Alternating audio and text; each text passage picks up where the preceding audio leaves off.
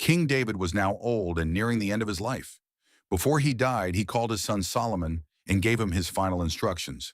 David told Solomon to be strong, walk in God's ways, and obey the law of Moses. He reminded Solomon that God's promise to their family depended on faithfulness and obedience. David also gave Solomon important advice about unfinished matters in the kingdom. He told him to deal wisely with Joab, the commander who had murdered Abner and Amasa during times of peace. Though Joab had served David for many years, his crimes had never been fully addressed.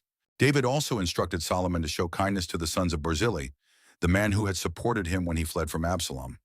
Finally, David reminded Solomon about Shimei, who had cursed him during Absalom's rebellion.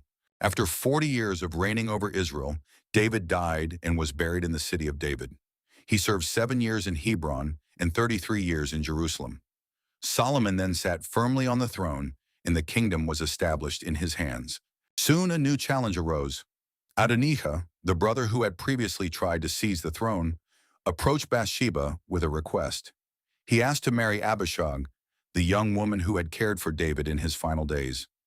At first the request seemed harmless, but in the ancient Near East, taking a deceased king's concubine or companion could be viewed as a claim to the throne. Bathsheba brought the request to Solomon.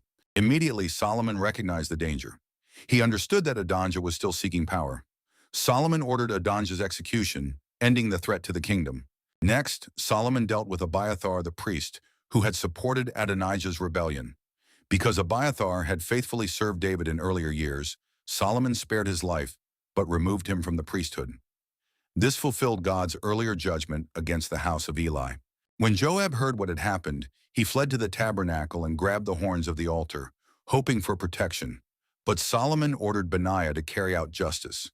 Joab was executed for the innocent blood he had shed, and Benaiah became commander of the army in his place. Finally, Solomon summoned Shimei and instructed him to remain in Jerusalem. Years later, Shimei disobeyed the king's command and left the city. When Solomon learned of it, he reminded Shimei of his oath and ordered his execution. By the end of the chapter, every major threat to Solomon's reign had been removed. The kingdom was secure, and the peaceful reign of Solomon could truly begin. Many of Solomon's actions were not acts of personal revenge. They were tied to earlier crimes, broken oaths, and judgments that had remained unresolved for years. Today, 1 Kings 2 reminds us that choices have long-lasting consequences. Some actions may seem forgotten, but eventually accountability comes. At the same time, loyalty and faithfulness are remembered, just as Solomon honored the family of Barzillai. Thank you for joining me as we journey through the Bible chapter by chapter. Follow along and come back for the next chapter as we continue the story of Solomon's reign.